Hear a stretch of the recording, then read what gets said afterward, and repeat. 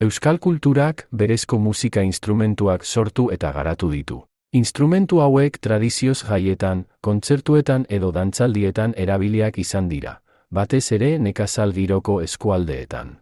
Instrumentu ezagunetako bat txistua da, 4 zulotako flauta bat dena. Txistuaren familian silbotea eta txirula ere kontutan hartzekoak dira, baina instrumentu gehiago ere badaude, gutxiago ezagutzen direnak. Trikitixa. Euskal soinu tresna herrikoienen artean berriena. 19. mendearen bukaeran indarrez sartu zen. Txistulari, dultzainero eta albokarien errepertorioa bereganatu zituen. Haizezko instrumentua da eta akordeoia baino txikiagoa da.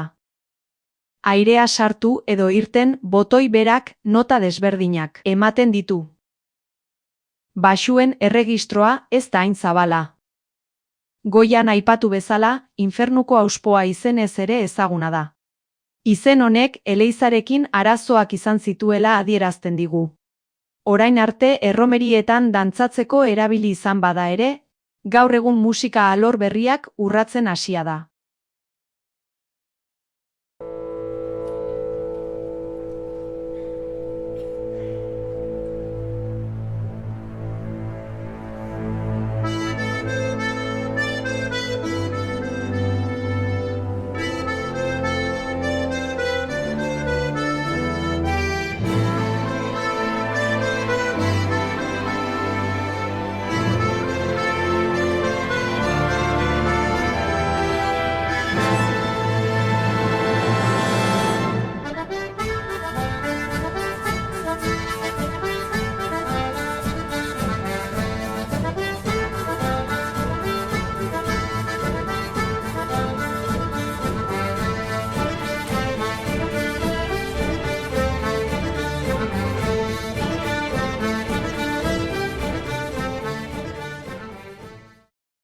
Alboka.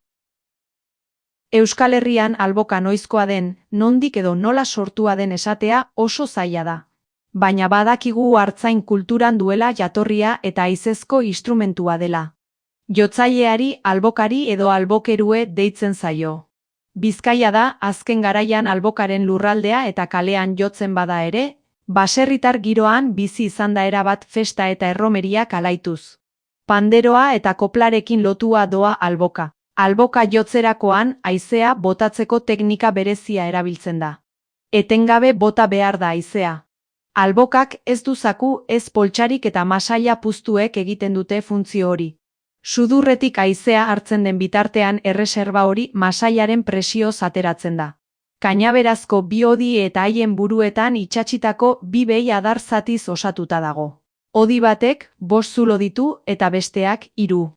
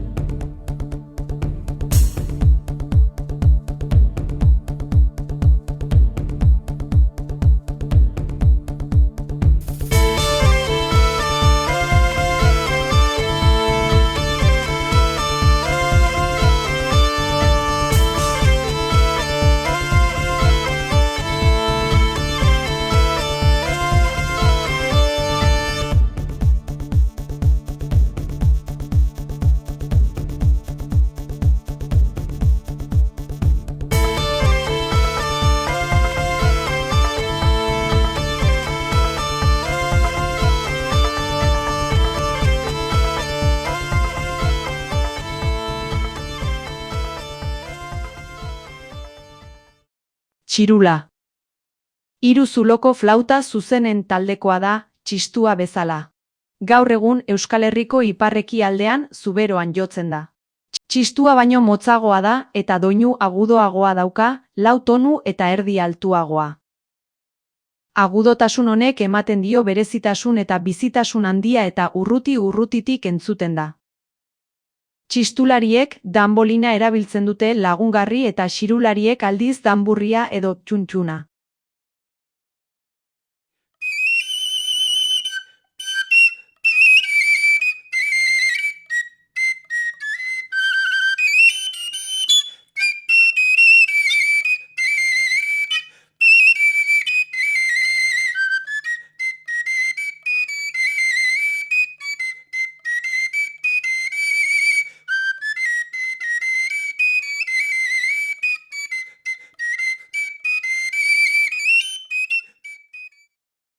Dultzaina.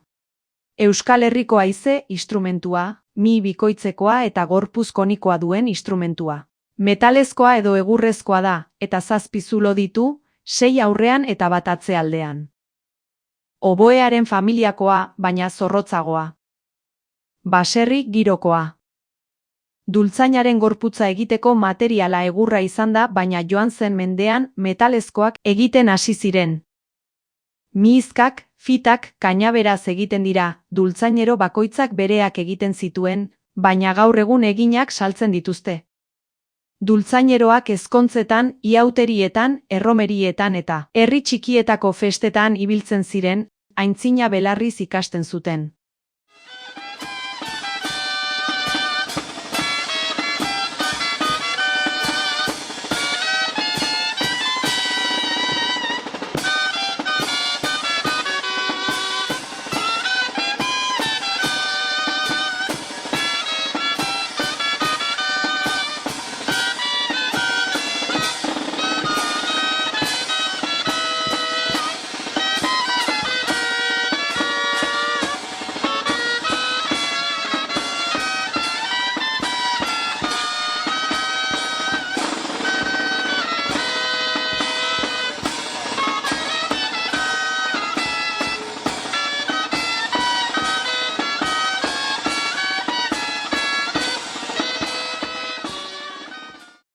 Txistua. 3 zulodun flauta zuzena. Oso zabaldurik dago munduan zehar. Gaur egun Euskal Herriko instrumentu ezagunenetarikoa da. Aurrean 2 zulo eta atzean bakarra duen zurezko naiz metalezko hodi batez eta aho batez osatua. 53 zentimetrotakoa gutxi gora behera. Ezkerreko eskuaz jotzen da, danbolina lagunduelarik gehienetan. Gaur egun 2 motatakoak egiten dira. Ebonitazkoak, merkeak eta ebanozkoak kategoriako txistuak. Azkenik egurra erabili izan da, eta zenbat eta astunagoa izan hobe. Saiatu izan dira metalezkoak egiten baina ez du emaitza onik izan.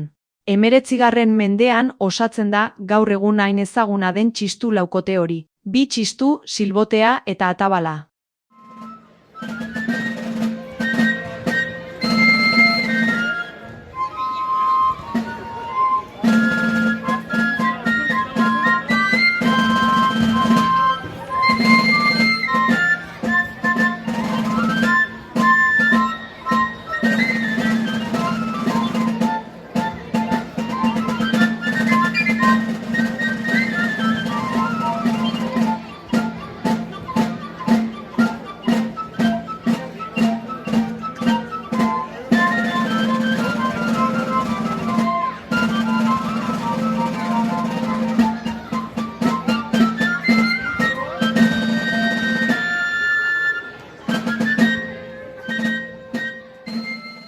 Txuntxuna.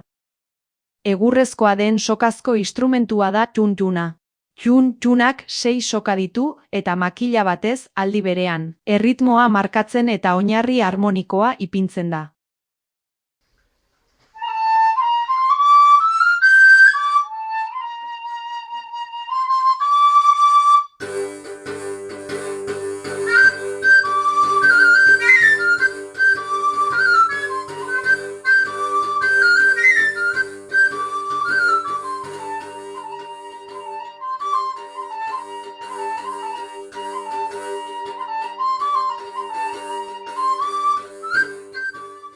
Atabala. Altuera baino zabalera gehiago duen zurezko kaxa zilindrikoa da. 2 makilekin jotzen da. Danbolina. Txistularia bera bakarrik nahikoa izaten da doinu eta erritmoa eramateko, berak jotzen baitu esku batekin txistua eta bestearekin danbolina.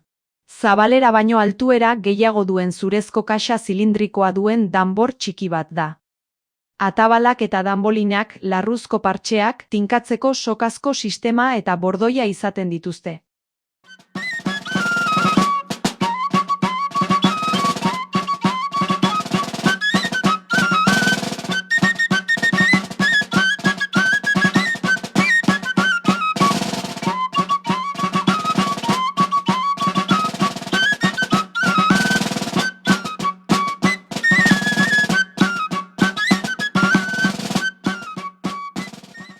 Panderoa. Esku eta atzamarrekin jotzen den membranofonoa da. Alde batean, larruzko membrana bat eramaten du. Neurri desberdinetako borobila den 5 zentimetro inguruko egurrezko soporte bat da. Bere bueltan bat edo 2 hilaratan jarririk 12 erdi txindata pare izaten ditu. Hasieran emakumeak ziren panderoa jotzen zutenak.